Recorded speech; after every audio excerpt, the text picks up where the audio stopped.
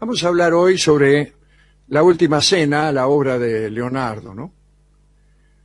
Ya se ha dicho en el programa muchas veces que las obras de Leonardo da Vinci han estado perseguidas por la mala suerte y muchas de ellas ya no existen. Contaremos algunos asuntos en relación a La Última Cena. Cuando Leonardo pintaba La Última Cena, lo visitaban espectadores que se sentaban en silencio a ver cómo trabajaba. La creación artística se convertía en ocasiones en un acontecimiento público. Según el relato de un sacerdote, Leonardo solía ir a primera hora de la mañana, se subía al andamio y después, desde el amanecer hasta la puesta del sol, se quedaba con el pincel en la mano, olvidándose muchas veces de comer y beber sin dejar de pintar. Otros días, sin embargo, no hacía nada. Se pasaba 1 o 2 horas simplemente contemplando la obra, reflexionando, examinando y juzgando las figuras que había creado. Y por último, había días en los que se combinaba su personalidad obsesiva con su tendencia a postergarlo todo. Y entonces, en un arrebato de la más absoluta pereza y en ropa de cama, de pronto se dirigía al convento a mediodía y, subido al andamio, agarraba el pincel, daba 1 o 2 pinceladas a una de las figuras y después se las tomaba. Los extravagantes hábitos de trabajo de Leonardo fascinaban al público, pero acabaron inquietando a Ludovico Sforza, que bien sabemos era el duque de Milán, que había encargado el trabajo en el año 1494.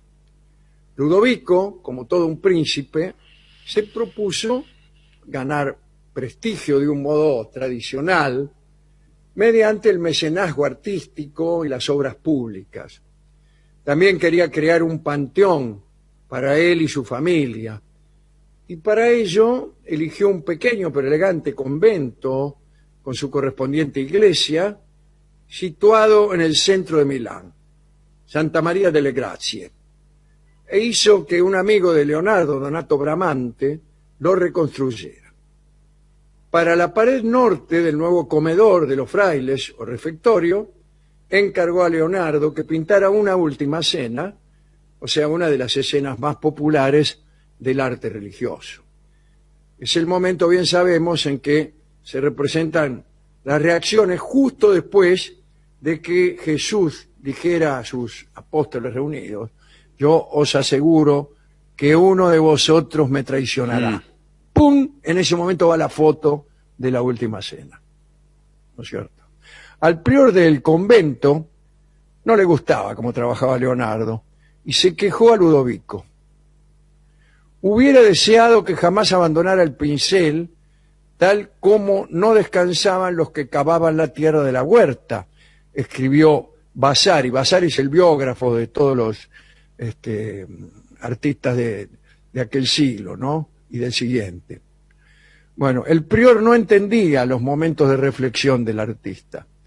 Cuando el duque Sforza mandó a llamar a Leonardo, terminaron conversando sobre el acontecer creador. Leonardo le dijo a Ludovico que a veces se debe ir despacio, detenerse e incluso retrasarse. Pero también le dijo, enojado, que le quedaban 2 cabezas por pintar, la de Cristo y la de Judas. Sí. Como le costaba encontrar un modelo para Judas, dijo que usaría la imagen del prior, del tipo que le tenía bronca, si éste insistía en molestarlo. Y dice Vasari en su biografía: el duque se divirtió enormemente y declaró riendo que tenía mucha razón. Entonces el pobre prior, lleno de vergüenza, se dedicó a premiar a los jardineros y dejó en paz a Leonardo. Pero pasó un tiempito y Ludovico empezó a impacientarse. Y eso sucedió en especial después de que su esposa Beatriz muriera a principios de 1497, a los 22 años. Y bueno, se puso de mal carácter Ludovico. Aunque había tenido varias amantes, el duque estaba desolado. Y Beatriz era joven, pero solía aconsejarlo Bueno, esta mujer fue, a su marido, ¿no? A Ludovico Sforza. La mujer fue enterrada en Santa María delle Grazie y el duque comenzó a cenar una vez a la semana en ese mismo refectorio para estar cerca de ella de algún modo. Y entonces vio cómo Leonardo iba despacito, ¿no? En junio de 1497 dio instrucciones a su secretario de que instara a Leonardo el Florentino a que terminara el trabajo en el refectorio. Leonardo, medio apretado, ahí lo terminó. Algunos dicen que lo dio por terminado Ludovico y que Leonardo, eterno insatisfecho, declaró que debía seguir trabajando, pero bueno, no hubo caso. Pero es lindo saber que Leonardo estaba interesadísimo en teatro.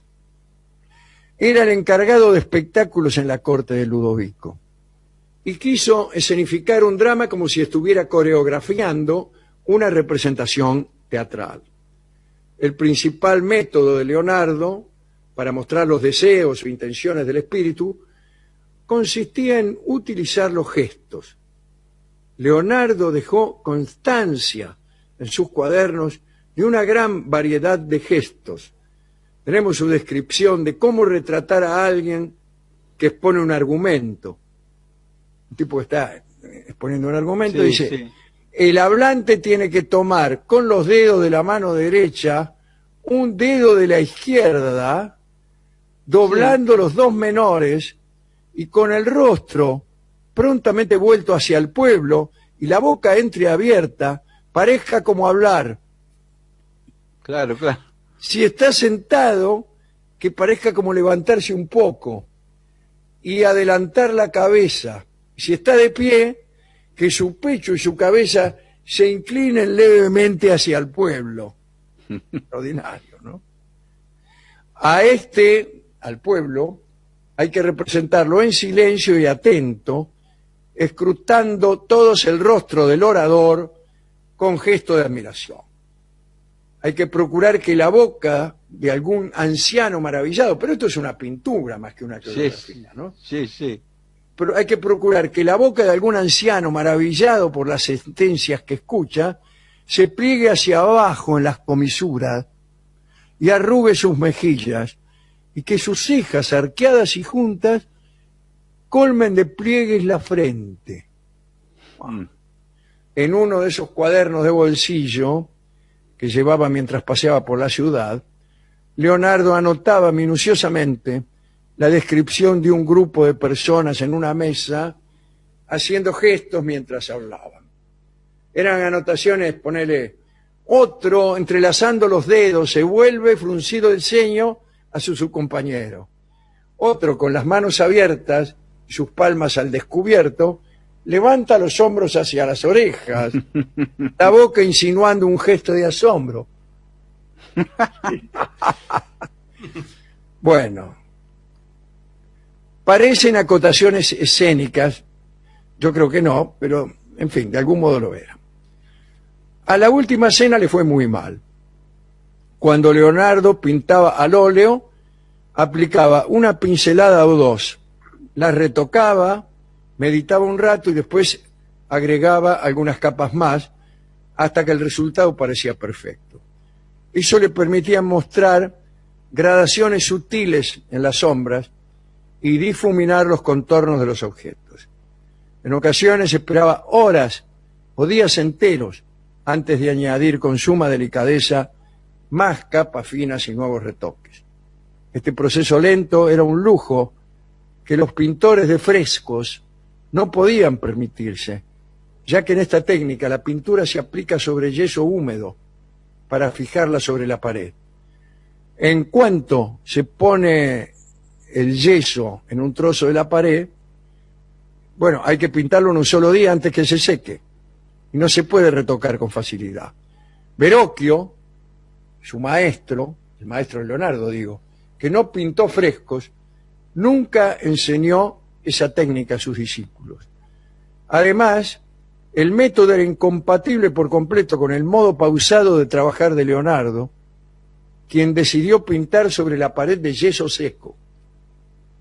Leonardo terminó el mural en 1498 y el duque lo recompensó con un viñedo que tuvo durante el resto de su vida. Sin embargo, al cabo de apenas 20 años, la pintura comenzó a escamarse. La técnica experimental de Leonardo había sido un fracaso. Cuando Vasari publicó su biografía de Leonardo en 1550, informó que la pintura se encontraba arruinada. En 1652, la pintura se hallaba tan borrosa que los frailes no tuvieron ningún inconveniente en abrir una puerta en la pared que le cortó los pies a Jesús, que quizá los tenía cruzados como para prefigurar la crucifixión. A lo largo del tiempo se hicieron 6 intentos importantes de restaurar la pintura. El primero en 1726, un restaurador utilizó óleo para rellenar las zonas en donde faltaba pintura y luego añadió una capa de barniz a la parte superior. 50 años después, otro restaurador eliminó todo lo que había hecho el anterior y empezó a pintar los rostros por su cuenta. No. Una protesta pública lo obligó a detenerse cuando le quedaban 3 apóstoles nada más para concluir. Durante la Revolución Francesa, las fuerzas anticlericales arañaron los ojos de los apóstoles y luego el refectorio se usó como prisión. Un restaurador posterior intentó arrancar la pintura de la pared. Los bombardeos aliados de la Segunda Guerra Mundial alcanzaron el refectorio, pero el mural se encontraba protegido con sacos de arena. La última restauración se inició en 1978 y duró 21 años. La restauradora jefe fue Pinin Brambilla Barquilón. Y ahí está, y es la obra que conocemos. A modo de anexo, digamos que Goethe visitó el lugar en 1788 y escribió: al fondo de la sala estaba la mesa del prior y a ambos lados las de los restantes monjes. De repente, cuando al entrar uno se daba la vuelta, veía pintada en la cuarta pared y encima de las puertas la cuarta mesa con Jesús y los apóstoles sentados a ella, como si fueran un grupo más de la reunión. La hora de comer, cuando las mesas del prior y de Cristo se encontraban frente a frente, tuvo que ser una escena digna de verse. Bueno, eso escribe Goethe. Hace muchísimos años, en 1994 hicimos una charla dedicada a la Gioconda. La última cena fue efectivamente una obra dedicada a un lugar donde se morfaba, ¿no? Y que dijimos aquel día, y que no podría tener un buen destino allí. El lugar daba una cocina, el calor y el frío destruían la obra. Pero también dijimos que no está mal que se pierdan las obras de un artista. Recordamos quizá otras obras de Leonardo, la batalla de Anghiari, bueno, en fin. Tal vez es mejor el cuadro que se ha perdido, decíamos.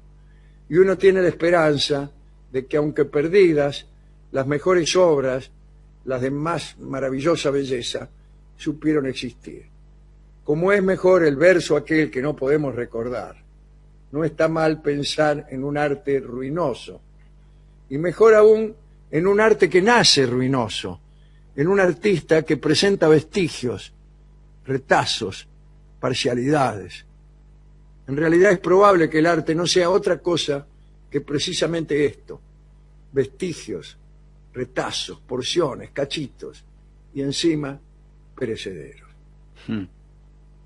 Vamos a escuchar, en homenaje a Leonardo, Si yo nací de su pincel, un tanguito que canta Karina Biorlegui y yo aparezco ahí haciendo alguna voz.